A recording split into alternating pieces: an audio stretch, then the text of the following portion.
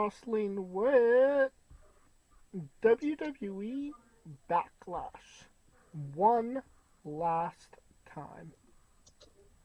Oh God. Took place last Saturday in St. Louis, Missouri at the Enterprise Center. Attendance was 17,155. Um, and yeah, this was, I don't want to say it was a basic WWE pay per view. It was definitely solid, but it is kind of what they've been cementing for maybe the last 2 years. This one was just maybe more memorable than others, in my opinion. But what say you, Kaliko? I mean, it was okay. It was okay. Uh, I get why they couldn't go all the way because keep in mind they got. It just seems like their schedule is fucking hooked. It's fucking hooked because I mean you had that and you still got uh I'm trying to think when is the Night of Champions? That's coming up. Money in the Bank's coming up. SummerSlam's coming up. Saturday Night Main Event's coming up. So it's like they can't, you know, blow it all out. Because keep in mind, today is Saturday Night Main Event. So Yeah, Saturday Night Main Event in Tampa. So and then you got Battleground, and then you got 2 weeks later Money in the Bank. Then you got you see what I'm saying. So it's getting there.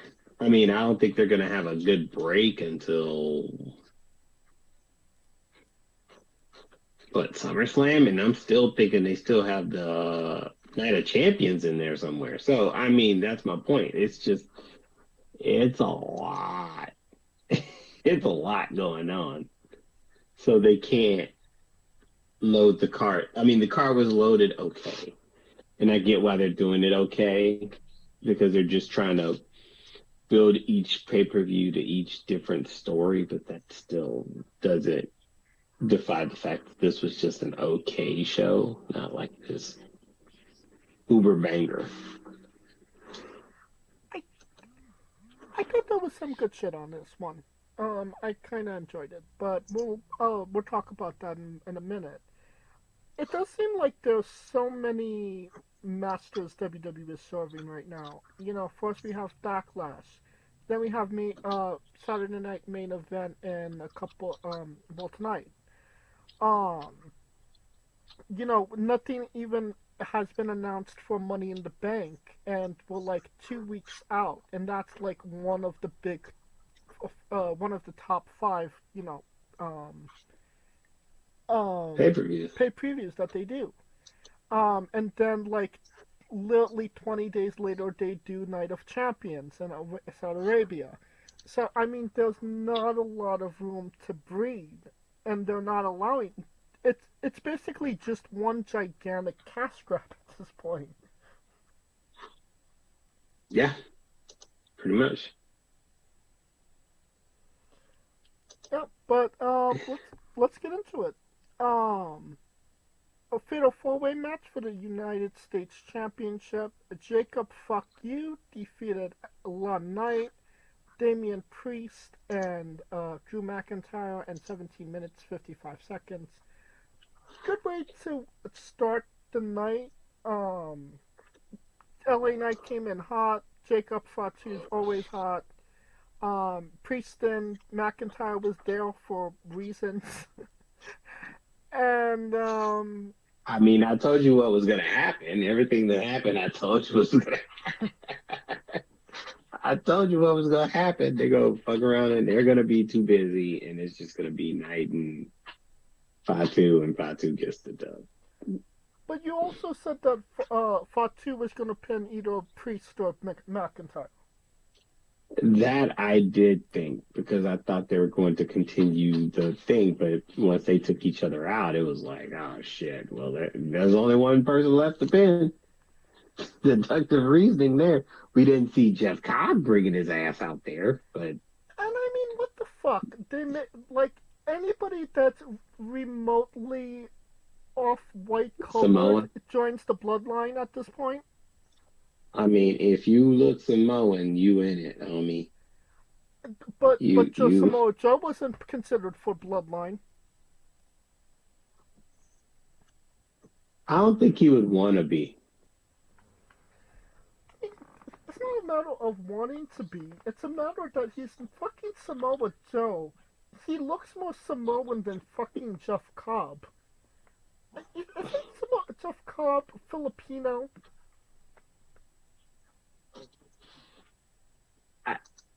He can pass. I guess that's the case. You're asking the wrong mofo for this bitch. I, I mean, no, he's from Hawaii. Hawaii Samoan. I'm honestly, I'm just kind of sick of if you look He is Samoan. Filipino. You are right. But born and raised in Hawaii, it's different. It's different. I guess. I guess. I guess. You know, it's it's ridiculous. Just like the Tongans, you could say yes, they're loosely associated with the bloodline. Loosely is a strong. Loosely is doing a lot of heavy lifting in that word, sir. In that phrase. But you could also make the argument, Solo needed them at the time. But Jake, what is his name? Jeff Cobb, no association. J.C. Mateo now. Oh, fuck me. Literally no connection to the bloodline whatsoever. Like, what the fuck is Zillow? I got better connections than the bloodline. You I know, got a better connection to the bloodline. I would not be surprised if you didn't. Like, at this point, we're all connected to the bloodline at some point. We're all related, Yeah, all together now. we're all family. Jesus, we're all family. Help us, Lord. How many stars you give this one? I mean, nice starter match. The Jeff Cobb thing kind of threw everything off. That was their surprise for the night. Their holy shit for the night. So it works. 3.5. It was good. It was good.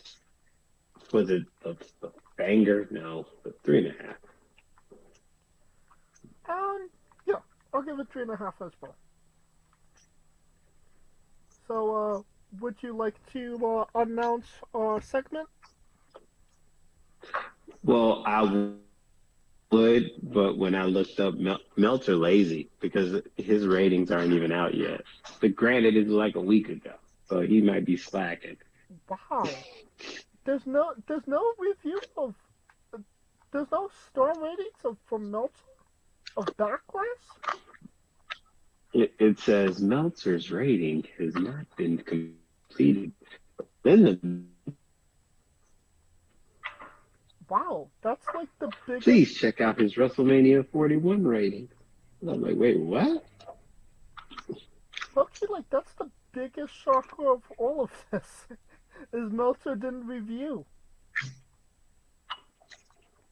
I think I don't know, maybe he's too mad like me, the course, you know. Stephanie McCoy engaged. He thought he Bullshit! Don't you dare speak that blasphemy. She's engaged to Miles Bourn. No, she's not. Yeah, it's like all over the internet. I believe it when I have yet to see that. Oh no, I refuse. All right, then that brings us to our second match, WWE Women's Intercontinental Championship match. Lara Valkyria defeated Becky Lynch in 18 minutes 45 seconds. Great fucking match. You know, this is what Becky Lynch, why she's the man. It's why she's, the trusted person to get people over in WWE. They spout shit. Oh, Becky Hogan. She could have won this match. Instead, she made a fucking star out of Lara Valkyria. And one of the better women's matches that we've seen, period. Um, that wasn't a triple threat. And yeah, it had everything you would want in a grudge match for a championship match. Yes, there Mm-hmm. was some botches. I will say that. But I think that the botches actually played better to the story that they were telling to than actually take away from the match, if that makes sense. Because it was not it because you're looking at it more as a wrestling brawl than a wrestling match. Right. The inexperience of Lyra, the ring awareness of Lyra. Lyra might have gotten her nose broken. And Oh, she did. Oh, she did. She did.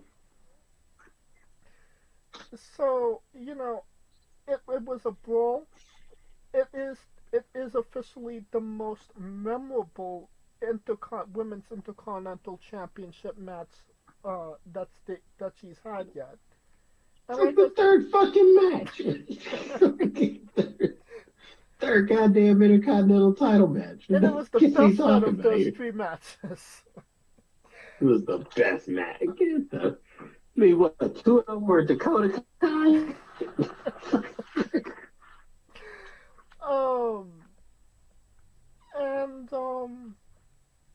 yeah, Just saying. it makes you Just saying. it makes you like Lyra more because now even though she's a champion, she has an uphill battle against Becky Lynch, and it makes you care about her. Like Wait, they literally made Lara what? Valkyria from a superstar, from a star to a superstar in a matter of 3 weeks because Becky Lynch got her there. But what say you, Kaliko? Lyra. Lyra got her ass kicked. She won the battle, but lost some more, goddammit. She was Taker that night. She might have won the match, but she wasn't leaving on her own accord, motherfucker. So yeah, Becky did the right thing, put her over. I thought Becky would have won, but it actually proves Becky's point. The promo she cut the following Monday proved her point. So Right. it's just to the point where she just feels like she doesn't even need any of us. Which is weird because, she's like cutting these promos and people are like, yeah, boo Becky. But it's weird because they boo Charlotte because they really don't like Charlotte. They boo Becky because she makes them a whole different dichotomy. But hey, right. Even Becky the way that Lyra won, it made it look like she got by the skin of her teeth, which is what you want, which sets up a rematch. Right. And at some point, Bailey's gonna come for that ass too.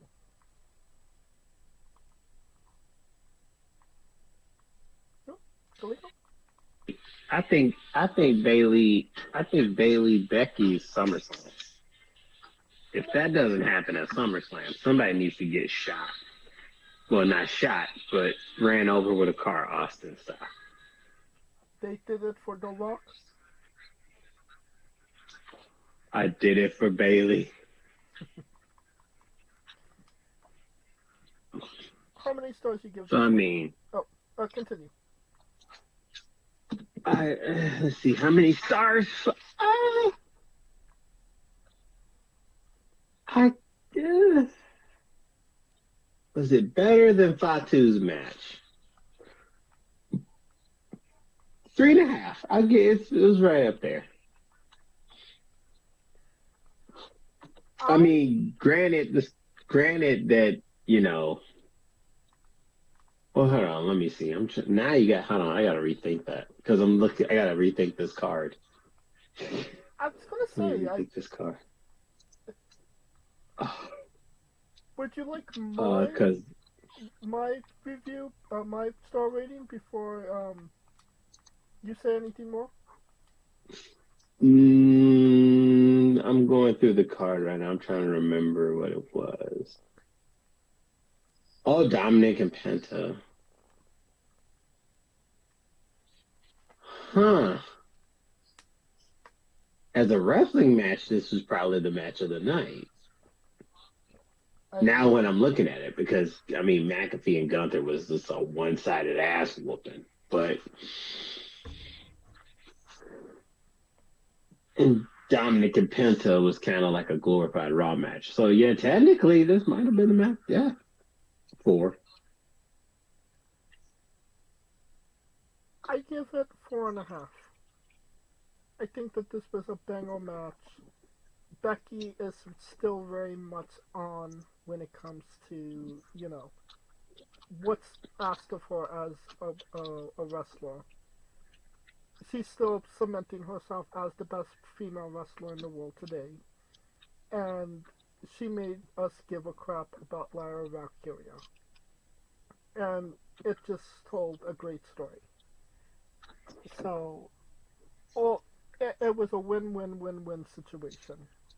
Becky lost, but she still won in the end. Well, she won the battle. She lost the battle, won the war, like I said. Well, I mean, a lo- taking a loss isn't going to hurt Becky at this point. So, It won't. It will not. I That is for sure. that brings us to the WWE Intercontinental Championship match. Dominic Mysterio defeating Penta in 9 minutes and 20 seconds. Okay match. Neither, Not as good as their Raw match. yeah, not the best match that they had either guy. But it is kind of still telling that story between Finn Balor and Dom. So you get Well, Finn in the Judgment Day at this point, shit. um. So there's that. Um. But that's really the only thing I could really say about this match was, it progressed the story. It wasn't necessarily a blow off. It was just kind of on the card, if that makes sense. Yeah, I mean, but people love Dom, so The greatest Mysterio of all time. let him tell it. Apparently, he made $4,000 uh, during his time in WWE when he was a kid. Um, the "I'm Your Poppy" storyline. Um, and after only spending 400 at a Toys R Us, his father told him that he spent all of his money. So Rey Mysterio stole his WWE checks. What a deadbeat dad. No? How dare they? That's why he says he's the greatest Mysterio, because he's the honest Mysterio. And I hope. And one day when Dom has his children of his own, we know that he won't be a deadbeat like Ray. I mean, no Ray, no Dom. So there's that. No, you got that wrong. No Eddie, no Dom. Oh, chingawe. Anything you want to add, or do you want to go to your star rating? I mean, that match was a three. I mean, it was good, but the Raw after was better. Yeah, Next. I, I agree with that. A Dre wasn't as good as Jacob and the four way, and it definitely wasn't better than Becky and Lara. All right, Yeah, they let them cook. Now when I think about it, they let them fucking go. special singles match. Gunther defeated Pat McAfee in 14 minutes. Loki, this seemed like this was the 9 minute match, and Dom and Penta was the 14 minute, but I digress. Um, I found this interesting. I think it was everything that it needed to be. It obviously showed how strong Gunther is. You know, the crowd did get behind Pat. There was that one, oh my god, what the fuck moment where Pat actually almost got Gunther with the help of Michael Cole. Well, that kind of popped me, but I mean, it did I've what. never seen Michael Cole more involved in a match in my life. Right. And that's including his own WrestleMania match. Go figure. So, I mean, I think that this worked. I don't think anybody expected this to be a 10-star match in the Tokyo Dome. It wasn't supposed to be a 10-star match in the Tokyo Dome. It was supposed to be a beatdown that got Gunther over again. After a humiliating loss, and he got that. So, in my in my opinion, they understood the assignment and they got an A. My only critique of this match was after the match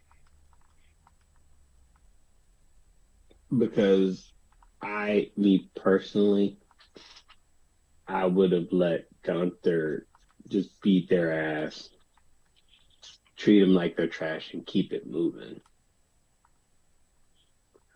Because the way that he can and gave him the bow, I get it because he's giving him a bow as a nod of respect, and I understand that aspect of it. Um, the issue that I have with it is that if you knew you were going to do what you did Monday with Gunther, it would have came off a lot more credible for him to be a threat to get it back if he hadn't done that shit after the match. Had he had to beat the shit out of Pat, then beat the shit out of Cole, and then went and demanded his rematch, he looks more like a monster than he did doing the nod. But that's the only critique I see. It's more of a psychological thing. But No, I agree. I agree with you on that part, but I could also understand, kind of why they did what they did. Because keep in mind, Pat and Michael Cole still have to commentate Gunto matches. So you don't want, your two, commentators shitting on, one of your biggest stars. You know, well, I, while here's my thing. I think they did that as a storyline to kind of play in real life what was happening here in the States with the whole Trump versus journalism thing, which is fine. Um, but my biggest part is that if you're going to do that, you need to see it all the way through, right? Instead of just a one match, a one off, right? so you're saying that this should have been a longer feud. It, I mean, yeah, at least Because it just seemed like, okay, the night after Mania, he did this, and then he got suspended, but then he didn't really get suspended because it was only about a week, and then they put him in a match that was coming up the next 2 weeks, which is right after WrestleMania. After he had just had a WrestleMania match. You see what I'm saying? The Right. scheduling was all fucked up. That's something that could have lasted about 3 months, easily. Easily. Because it could have been something where it was like he was on indefinite suspension until Money in the Bank or Saturday Night right around this time. And then you could have probably had that match at here or Money in the Bank. Then him carrying that momentum into a rematch at SummerSlam. Rather than carrying that momentum into a Raw match on Monday in Phoenix. You That's know what what I'm that's what I was gonna say. A random Raw in Phoenix, Arizona. saying? Right. Me personally, I wish they had just had him carry this momentum into a Big Four pay-per-view rematch versus, because to me that screams he's not seeing that title again. Right. And See, and that to me is the problem. It just screams, okay, if he's not winning this, it ain't happening. And that's what you don't want to see with Gunther. I want the illusion of doubt, and what better illusion of doubt than at the same, literally a year and some change to the day that he won it. no, I get what you mean. So that's the only critique. But other than that, I mean, everything else I'm okay with. I just want them to make him look more, because he's snobby, but he's also a I'm better than you snobby, and I can get my way snobby by choice or by force snobby, and that's what you want out of him. But him going doing that match, giving him the thing, and then going to Jay and trying to talk like he's this monster guy that's going to get it back, I really didn't believe it because of everything that happened beforehand. That's my biggest killer. But other than that, I get why they did it. I'm just saying they could have just like went another route. No, I definitely get it. Um, Fuck, I'm old. Fuck 'em. I just hate the fact that we're getting Gunther versus Jey Uso again. Like low key, it makes me kind of want um a Logan Paul just to win the title, just so we don't have to see it again. But that's the thing. It's gonna happen again. I think honestly, their best match was the Intercontinental match about what, a year ago, roughly a year ago. I think it was a little Uh, later, a little more than a year ago, but yeah. yeah, yeah, about roughly about a year and some change. So I think that was their best match. I Gunther getting the rematch screamed that Logan wasn't winning, and that's the other problem too, because it you see what I'm saying? Yeah, So by him doing that, it kind of preludes with everything that's gonna pop off, because I'm like, there's no fucking way in hell Logan's winning, because Logan could. He's one of those rare dudes who can take a L and is like, it doesn't phase him because they expect him to lose. In a sense, as good as he is, they expect him to lose. But but yeah, so it just throws all of that off, and it kind of makes it more predictable rather than him just going, "Hey, even if he had said I'm getting my rematch at Money in a Bank, I would have took that, because at least if he had a won it, he would have got cashed in."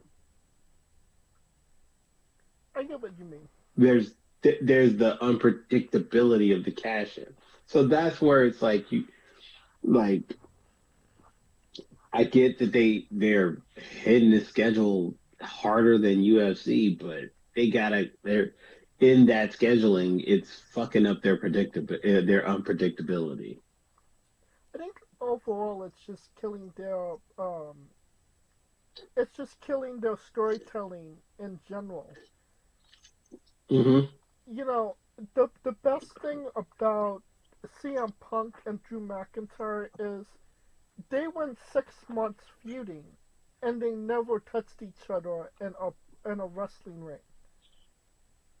That was what made their feud so great. And then they only had 3 matches in the span of maybe 4 months. So that so it was a nine so 6, 7, 8, 9. It was a 9 month, maybe 10 month feud that spanned the whole year, but it had room to breathe, develop, and we're not getting that because of a more heavy schedule, more. And the stupid thing is, it's the same people on the same cards. They're not, if it was like one PLE Raw, one PLE SmackDown, or you're switching the people that are on these shows, but it's not. It's the same people doing the same things on the same shows, which hurts the Hmm. product, in my opinion. I mean, that's going to be the biggest killer. Um, yeah, it's just their overscheduling of these big events is killing their storytelling and payoffs. But the only advantage it has is that it's allowing to chunk it to where they can tell different stories and let different stories breathe. But that would be up to WWE to do so. So that's where the issue lies. Getting back to Gunther and Pat McAfee, how many stars do you give this one? I mean, it was like a three. I mean, three and a half. I give him three and a half. I give him three and a half. The match, I mean, not this card was like a good match, good card. Just wasn't this NXT takeover ish style card that we're used to, I give if it. that makes sense. No, I got you. I give it 3.5 as well. It told a good story. There was some moments that got you invested. All in all, it worked. Um, that brings us to the main event, the last match. The reason people were in St. Louis, and that is the undisputed WWE Championship match. John Cena defeated Randy Orton in 27 minutes and 50 seconds. Um, you know, the internet being the internet, they will, was quite divided on this match. It I, was. I, I'll be the first one to tell you, I've never liked John Cena versus Randy Orton.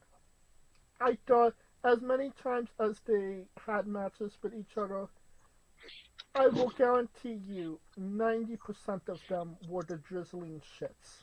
And I'm being generous with giving them 10% of matches that were good. So I Damn. Just going like into this match, fucking. my expectations weren't high. So, I kind of thought I had an idea of what to expect.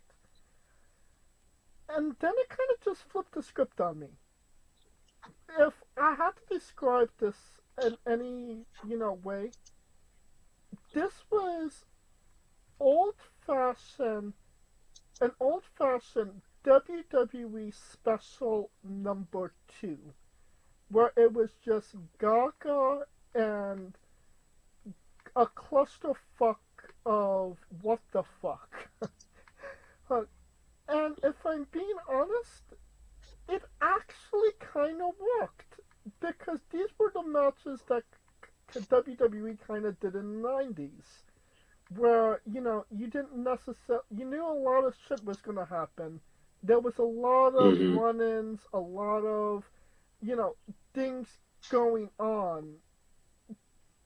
The heel got the advantage, the heel won, but the babyface didn't look bad in the end. So, if I'm being honest, I think that this was maybe John Cena and Randy Orton's best match that I've seen of them. So I liked it. What say you, Kaliko? It if it wasn't for like the 38 finishers, then it would have made sense, right? Uh it was it it felt like typical Randy Orton Cena in the 2000s, right? At least to me it did. The only caveat was R-Truth bringing his ass out there, um, I fully expected which that to happen. confused, which confused. I mean, but considering that he's going against John Cena on Saturday Night Main Event, yeah, he kind of finagled his way. R-Truth being R-Truth. Um, so yeah, I mean, it kind of made sense, and it makes sense in the regard that R-Truth looks at him as his hero, and now it's like, you know, now it's going that route. That's the only reason R-Truth got there, so it could get to that. Um, that being said, other than the finishers, like the 38,000 finishers, the match that really wasn't needed, the match was okay. I mean, but then again, when you think of Cena, he's trying to kill wrestling. And what better way to kill wrestling than to actually do the thing that people say that he can't do already? Bitch, you already said I can't wrestle. I might as well do these bootleg ass moves and piss you off even more. So that's why I think it kind of plays into it a little bit. It kind of works with him in this iteration. Um, he does kind of seem to have a buyer's remorse in this sense as he was leaving the arena. So I mean, there's that factor, but Yeah. For anybody that doesn't know, after the show, after the cameras went off, the crowd knows. The crowd in St. Louis are obviously a smart crowd. They started cheering John Cena like crazy and saying, "Thank you, Cena. Thank you, Cena." You know, they know that it's a part of the performance that they're supposed to boo him. The St. Louis crowd, understood that assignment. But they also know it's the last time they're going to see John Cena live wrestle. So, they gave I, him his I don't flowers. know. Vegas was the same. I mean, there was no difference between this crowd and Vegas to me. I think that they were pro Randy Orton for obvious reasons. But once the show was ended, it was and the performance was done. They knew that it was time just to give John Cena his flowers. My opinion. Um, I mean, after as I mean, I'm telling you right now, as Cena was coming walking up the ramp, they did the same thing. So that's what I'm saying. It ain't no different. but yeah. The Um, only diff the only difference is Cena's reaction to it. I think that he's just, it's kind of setting in on him that, these are his final matches that he's, you know, it's ending for him. So yeah, it doesn't surprise me that he's getting emotional about it. No, I don't think he's getting emotional about that. Personally, I don't think he's getting emotional. You think he's I having think he's regret? getting emotional. Second thoughts. The way that he did it made it seem like was it worth it? Hmm. Because now he's having to look himself in the mirror. Because at first he did it out of spite, and now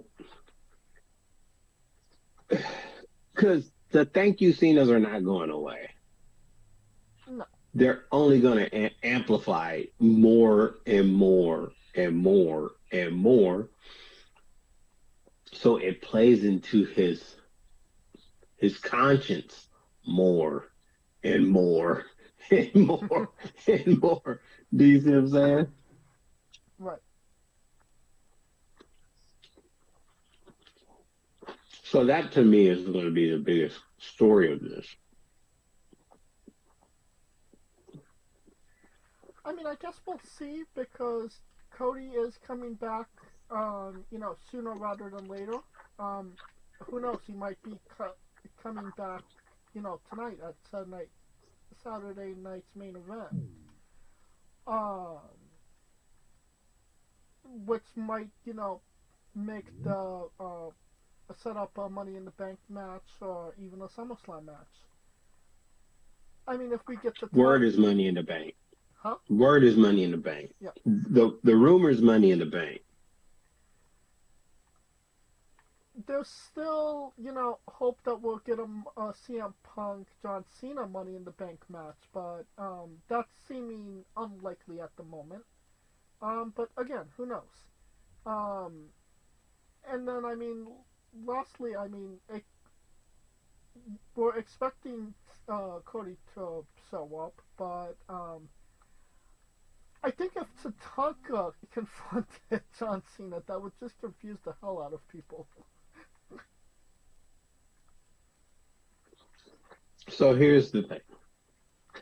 The only way Punk Cena happens in Money in the Bank is if it was in Chicago. And it ain't in Chicago. So you can miss that one.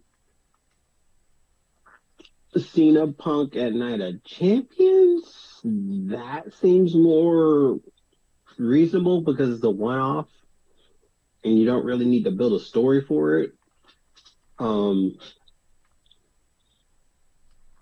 Knowing Punk, he's gonna want the story. well the story is in itself. I mean, I'm not saying when I say built the story, because here's the thing, you still got to give a reason for Punk to pivot from Seth. The only thing I would say was the pivot from Set is if Roman comes back and say, "You go away, I got this handled." You know what I mean? That ain't happening. Though. I don't see that happening.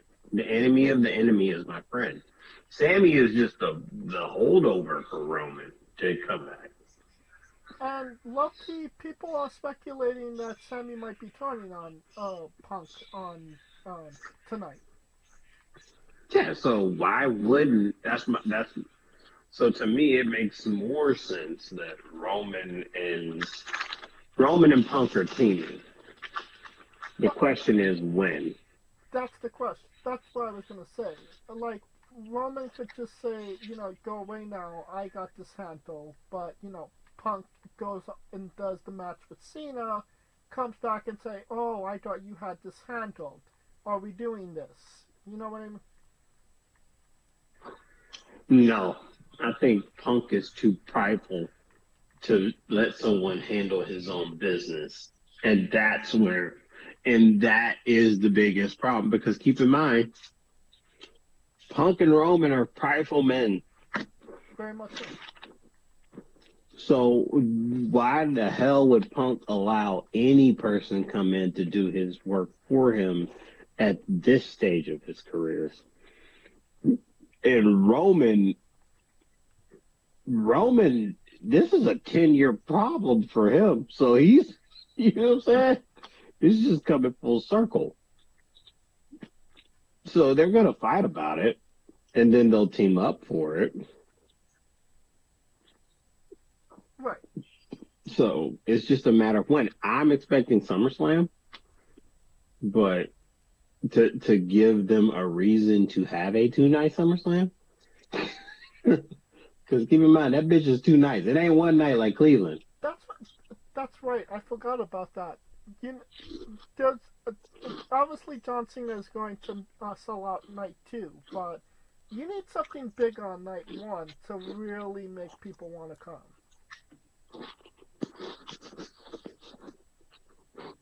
Yeah, huge. That's a huge reason. So I mean, don't get me wrong. Anybody point for Cardi B? Courtney B, Sexy Red, Twerk Off. Please don't make me throw up. With Shawn Michaels and Sexy Red's corner and Triple H and Courtney B's corner. And then they Now, all if it was Stephanie Vercor and Julia and Roxanne, I could see your point. Anybody else? Nah, I'm good. Lola Rice has to JC be in the Jane. quarterback. JC Jane. JC Jane. I mean, Tatum Paxton. I mean, yeah, JC, but I mean, JC, she doesn't. She's got cake. She doesn't got a pound cake like the others. Jada Parker. Yeah, Jada Parker. Yeah, Jada Parker got a pound cake. Anyway. But we're getting completely off topic now. John Cena versus Randy Orton. How many stars you give it? If you say it was their best match and it's still a 3, is it a really good match? Well, I said it was their best match. I don't know where you put this match. I mean, the R-Truth. Here's the thing. I have to match. Side claimer. I'm judging this from entrance to press conference because it all is encompassed to one story, right? Hmm. Um, with that, I give it a 3.5 because it it R-Truth coming in and him doing the after thing excoriates why he came in the first place, thus, continuing the story. So that's what, what I'm saying? So, because if you look at it just the match itself, you'll probably be like, what the fuck? R-Truth is doing this. It's a 2. But then you have to look at what happened after when he went to the press conference and something about how he couldn't wrestle, and now Right. he's So got a match on the Saturday Night Main Event with got John Cena. Just saying. And I'm just gonna tell you right now, that might be the only person in the world where John Cena is gonna fight him, and everyone's going to boo him. you might not be wrong about that. People love themselves some R-Truth, including Like that. myself. That's gonna be the only match where he gets booed, like legit booed, because our truth is like he's a treasure. That he is. I will give this 4 stars. It was a good match. It was like I said, a WWE special. The kind of matches that they're known for, all the gaga and clusterfuckery of it all. And if you go in there and kind of just take it for what it's worth and not take it too seriously, you'll actually enjoy the match. So that's what I did. I enjoyed the match.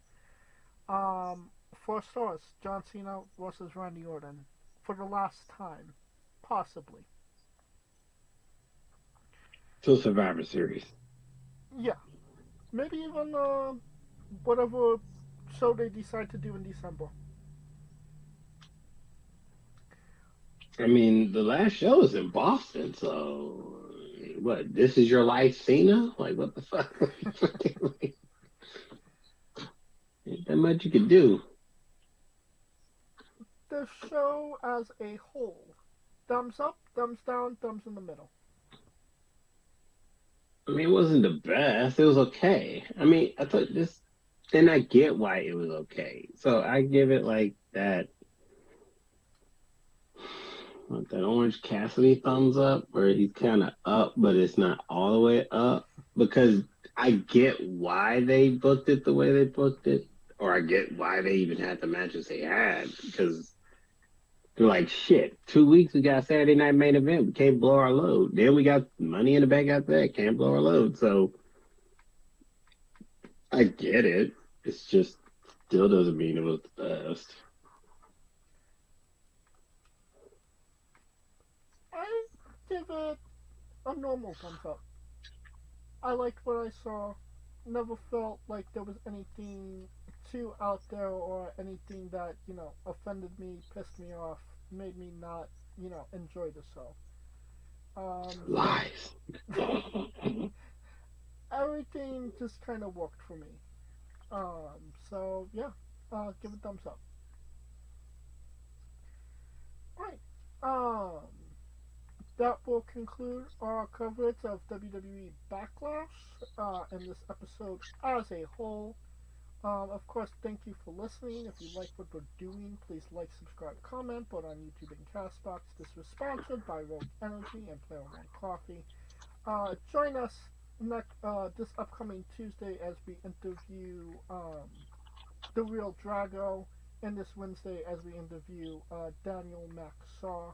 And join us every Tuesday and Wednesday for new incredible interviews. Follow the show at Wrestling with E, both on X, Thread, and Instagram for information on who we're interviewing, when we're interviewing them, links to those interviews, and so much more. Follow me personally at JamesShay993. Where can we find Kaliko? I am Kaliko, and you do know that R-Truth might win this match. It's a non-title match. He might just fucking win this match. He might do something Cody couldn't do. Cold-blooded. Cold. So we might be seeing Cody Rhodes, not Cody Rhodes, John Cena versus R-Truth at Money in the Bank. Oh my god. The title. R-Truth could make that an 8-month rivalry, fucking around with him. Chew on that for now. For Kaliko Yachts and Scooter Dust, I'm James J, and this has been Wrestling with Entertainment. R-Truth is winning. Hot take. We going all in. All in. R-Truth winning.